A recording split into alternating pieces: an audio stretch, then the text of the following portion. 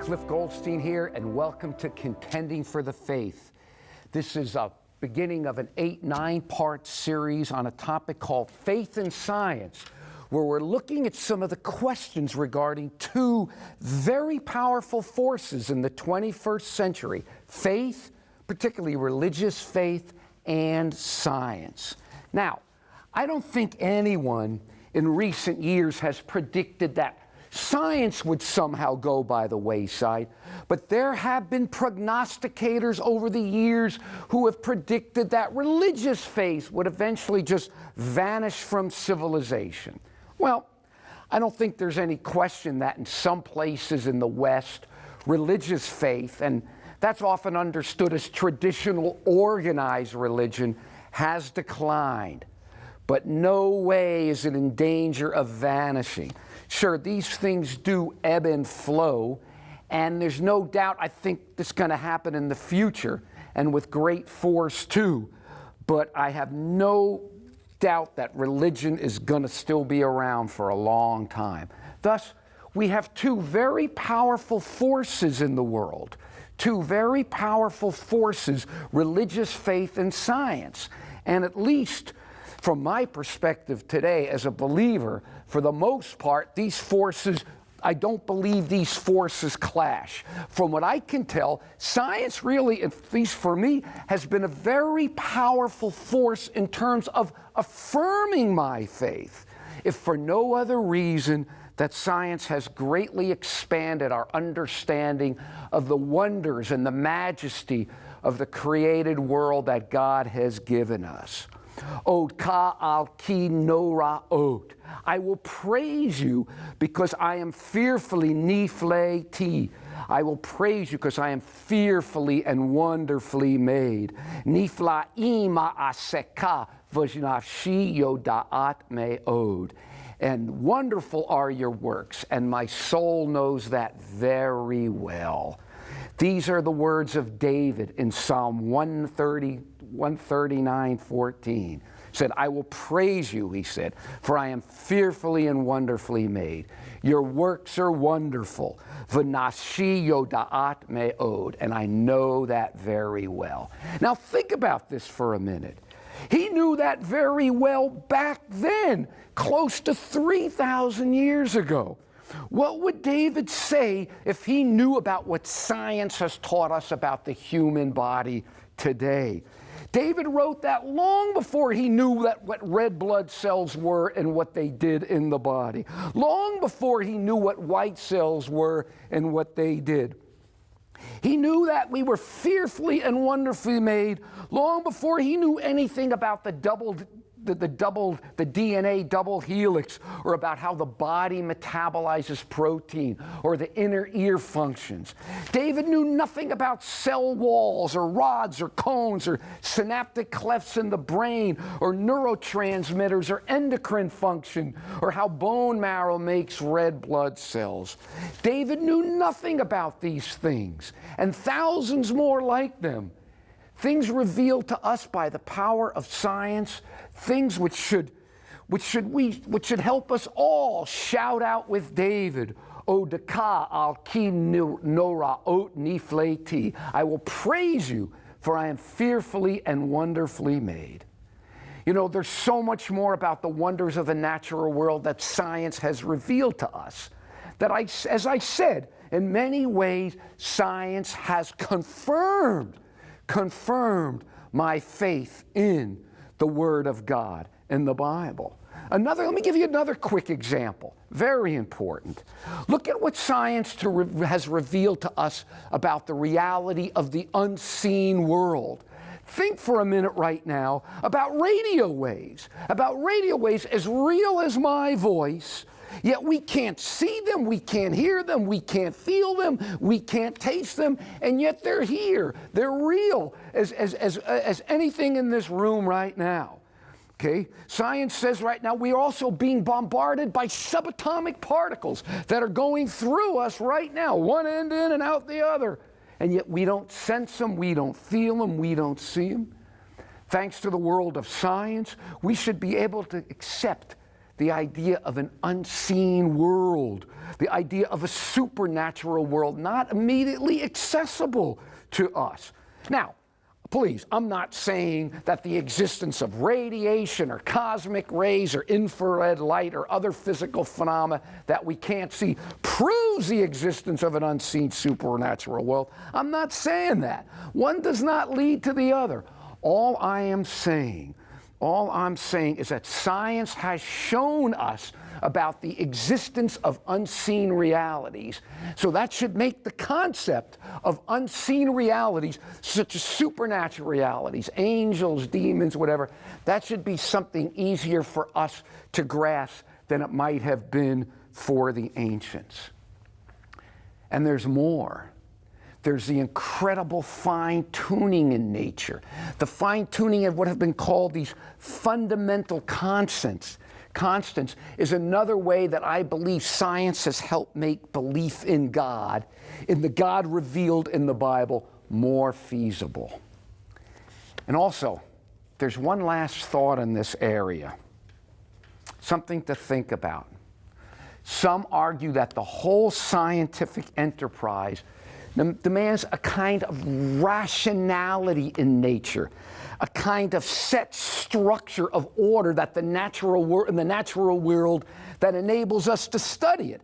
And they believe that it exists only because it was created by the kind of God revealed in the Bible, the kind of that gave order and rationality to the structure of the universe.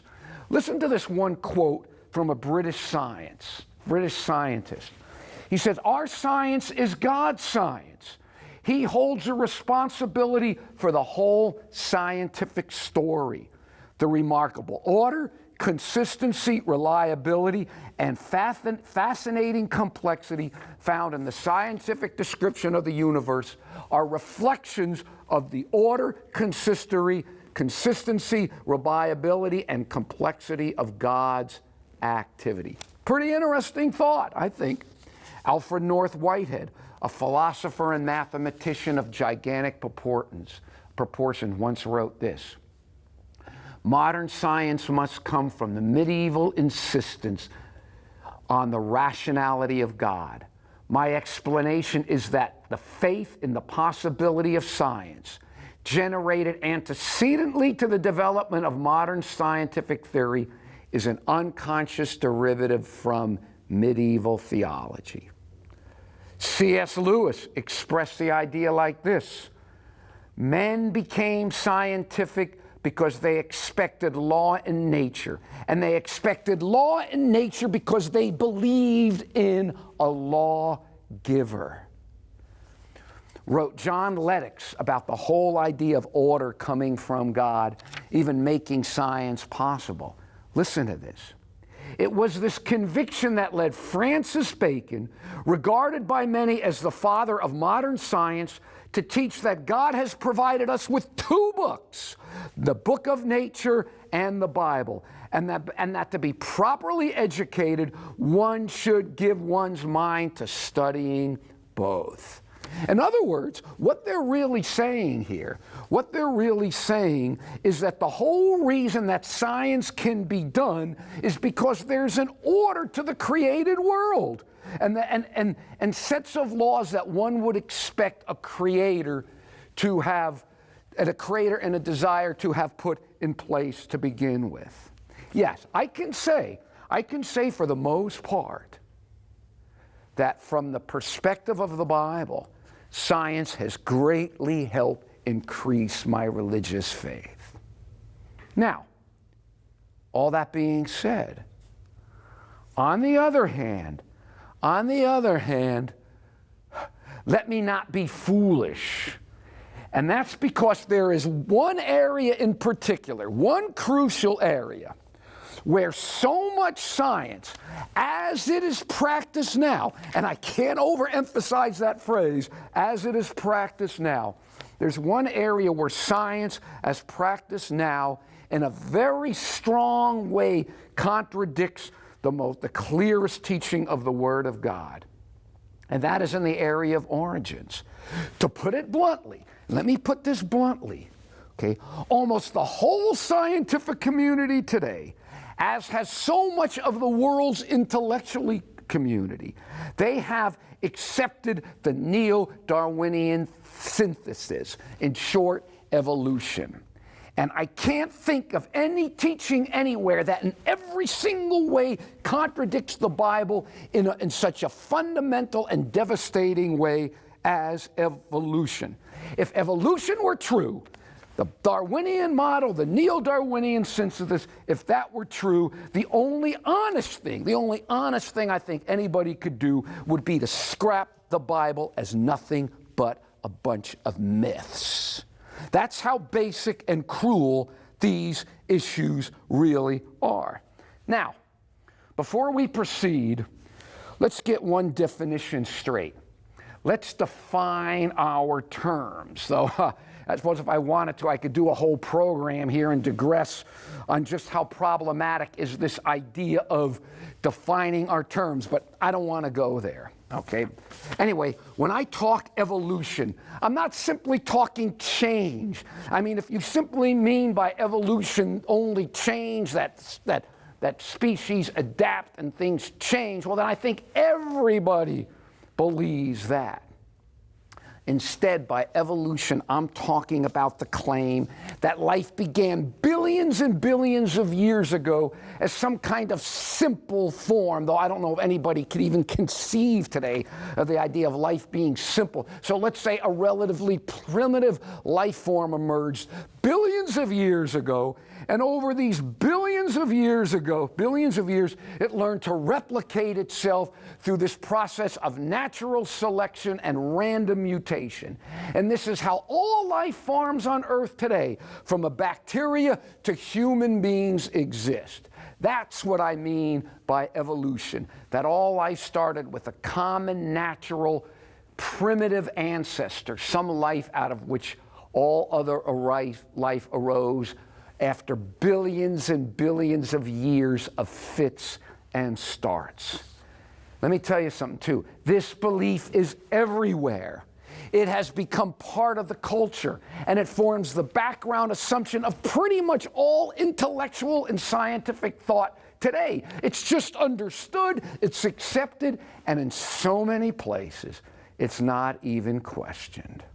And as I said,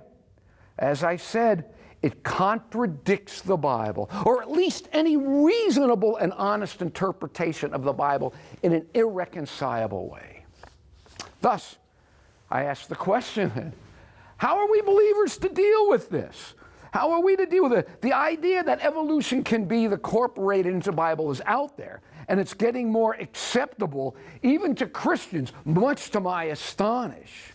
But this attempted synthesis of evolution in Christianity represents, in my view, one of the greatest and most tragic capitulations of Christianity to culture since probably the change of the Sabbath to Sunday.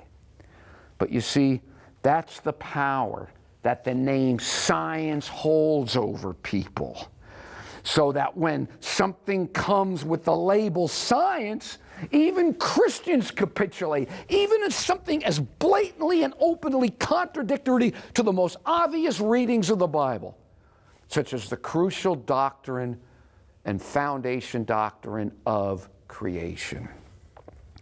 Yet we don't have to be pulled into something just because it comes with the imprimatur science written on it. As if something is labeled science, it becomes absolute terminal truth. And that's something I'd like to even share a little bit from my own experience, because I think this could help us understand some of the issues regarding faith and science, especially in this crucial area of the question of evolution and the Bible. Now, I had been born and raised in a secular environment. And I was educated in secular schools. So I had been raised on evolutionary theory right from elementary school through high school. Through college. I was taught the Darwinian model as the basic explanation for life. I can remember far back in the 5th grade. Mrs. Catlett's class in the 5th grade, reading a science textbook that taught us evolution. And 2 things stand out in my mind. Even after all these years, I can remember these 2 things. I remember, and I don't know why I don't have a particularly good memory, but I can remember all the way back from the 5th grade having memorized the supposed periods of the Earth's history, the Azoic, Archezoic, Proterozoic, Paleozoic, Mesozoic, and Cenozoic eras, with humans and dinosaurs arriving in the late Cenozoic era. As I said, I don't have a great memory. For some reason, I never forgot that. Stayed with me for over almost 50 years. And the other thing I remember too, I remember they had a drawing. It was like a shallow pool, and then there would be next to it as like some kind of single-celled organism, and then something like a jellyfish, and then some kind of fish, and then some amphibian, and then some kind of hominid or something, and a Neanderthal, and then a human being, and they drew a line through it, showing that how this whole thing, it started in the pool, and eventually it evolved into human beings. I can still remember it. That was in the 5th grade. Then jump ahead now to about 1970. I was in 9th grade biology class with Mrs. Rubin from Nautilus Junior High.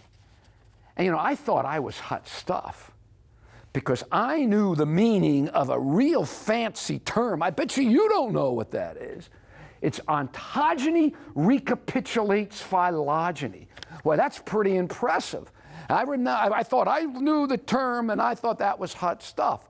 And it was this idea that an embryo, if you look at an embryo, it goes through the various stages of evolution. You look at it, you could see the different, like it has gills and fins and so on. And I was taught that in the late 1960s. The only problem was for about 50 years, it was already proven to be a fraud.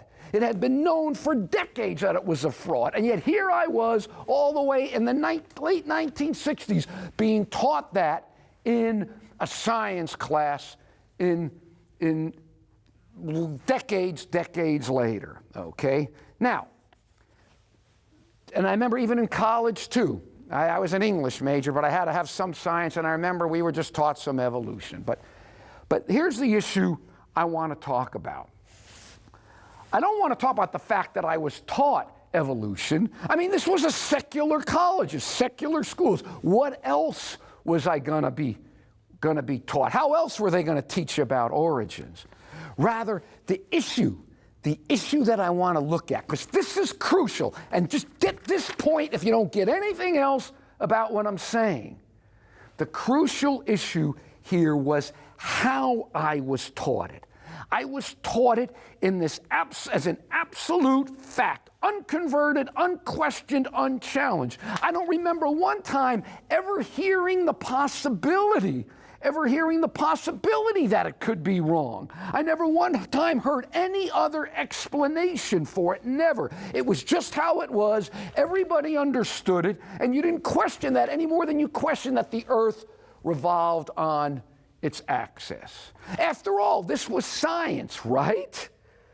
In our day and age, science has given a special epistemic status. It's viewed as a certain kind of knowledge that different than, say, history or art and so on. And I suppose to a degree it is. And this whole idea is when science teaches us something, well then, what arrogant fool dare challenge it? Science comes with this. Scientists have become sort of the high priests of a higher kind of knowledge, sort of these bearers of some kind of sacred fire, because in their labs and their rational, objective pursuit of truth, they ideally get closer to the truth than the rest of us mere mortals, right? Well, that's what we're taught. Well, then one day, I found myself in my early 20s. I was a born-again believer in Jesus. And see, at that point, I'll tell you, I knew nothing about the Bible, nothing about sin, nothing about anything. If somebody would have told me I was a sinner, then I would have looked at them like they were crazy. What are you talking about? But I had become a born-again believer. And even though I couldn't put my finger on it, I sensed a kind of tension between my newfound faith and this evolution that I had been so dogmatically taught. I felt a discomfort there. Okay, God had just changed my life, but I just couldn't see how I could fit him in with this theory of origins that I had been taught, and that's all I knew. Well, anyway, early on, some of my friends, seeing my struggle, they gave me some creationist literature. Now, whether it was well done or not, I don't know. I mean, you can have some pretty poorly done creationist literature out there, because you could have some poorly done evolutionary literature. And anyway, I started reading through some of this stuff. And let me tell you, it changed my life. Why? And again, I don't even know if the literature was any good. It might have been, it might have not been. I wasn't in a position to tell. But here's what happened. This is what happened, and it was an eye-opener to me. Scales fell off my eyes, because it was the first time in my life that I was ever presented with an alternate explanation of the facts. Yes, for the first time in my life, I was shown there were other ways of interpreting the evidence. Look, no one's going to deny that the dinosaur bones are in the ground. I mean, I heard Satan created the bones to confuse us. Let's don't go there. We make ourselves look like idiots when we talk about that. No question, the bones are in the ground. Of course they're there. No one's going to deny that. But what I was shown, and was the first time in my 23 years of life, I was shown that there was another way other than the Darwinian evolutionary model that I had been taught since childhood. There was another way to look at it. I mean, I was blown away. Okay, as if my life already hadn't been shaken up enough, becoming a born-again believer. This was a fascinating revelation to me. It was something that I had never taken into consideration before, that there are other ways of looking at the evidence, other ways to explain it and to interpret the data. And this leads to a crucial concept in science, a crucial concept, and many believe it's a fundamental weakness in science that they still haven't addressed, and we'll deal with that later on. But let's go back to the bones in the ground, okay? I mean, and did they have stamped on them where they come from? Did they say, hey, we were created in the late Cenozoic era 250 million years ago? Of course not. Instead, someone had to look on them, and working from presuppositions, working from ideas based on things other than the bones themselves, they had to give their own interpretation of the bones. So here's the question I ask, though. What were those presuppositions on which they based their interpretation of the bones? How valid were those presuppositions? And if they were valid, how did they know they were valid? What criteria do you use to judge their validity? And what is the reason for trusting that criteria? It might be fine and dandy, but how do you know? Maybe your fundamental presuppositions are wrong, which means your interpretation could be wrong as well. Is that not possible? And please, if you look at the whole history of science, of presuppositions that existed for centuries that were later overturned, you realize that the odds in favor of those presuppositions are actually the odds in favor of them being wrong, which means your interpretation could be wrong as well. Or maybe if your presuppositions are right, maybe you apply them in a wrong way and your conclusions are wrong. Yes, there's no question. The bones are in the ground. But there could be other ways of explaining how they got there other than the commonly held Darwinian model of them. And this was a complete eye-opener to me. And it's not just with the bones in the ground, but it's an issue that all science has been grappling with from the start. How do you know that your theory, how do you know that your interpretation, your explanation is the right one? Indeed, scientists bring their own rules and assumptions and principles to the bones and the grounds that they get from somewhere else. And maybe they don't really properly fit. Some argue that scientists looking at the bones can't even really look at them, don't even know what they're looking at without bringing their own presuppositions into it, their own preconceived ideas. Some people talk about the fact, they say the idea that all facts are theory-laden. It means you can't determine what a brute hard fact is without already having some ideas beforehand of what you are looking at.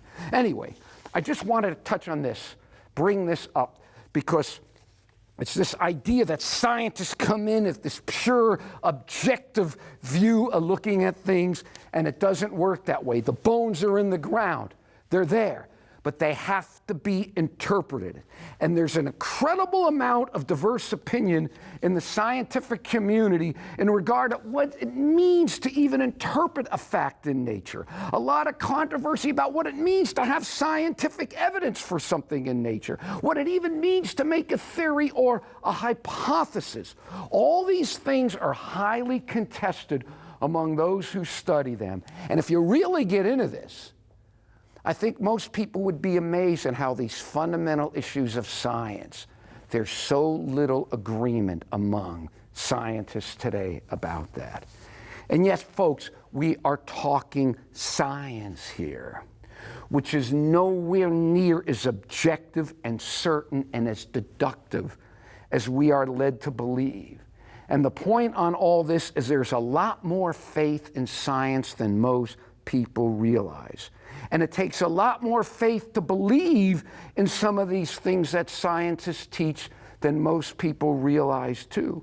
And once you do start studying this and realize this, it becomes so much easier not to surrender clear biblical teachings just because something comes with the imprimatur science on it. And that's what I want to talk about in part of this series here. There's no question. Science has done a lot of good in the world. It's a great way of looking at the world. And science, too, has done a lot to increase my faith. But there's a flip side to all this. And if science, as it is now practiced, is right on origins, if they're right with almost all that, what all of them teach, if they are correct, then my belief in the Bible would be nullified. That's how big I believe the issues are.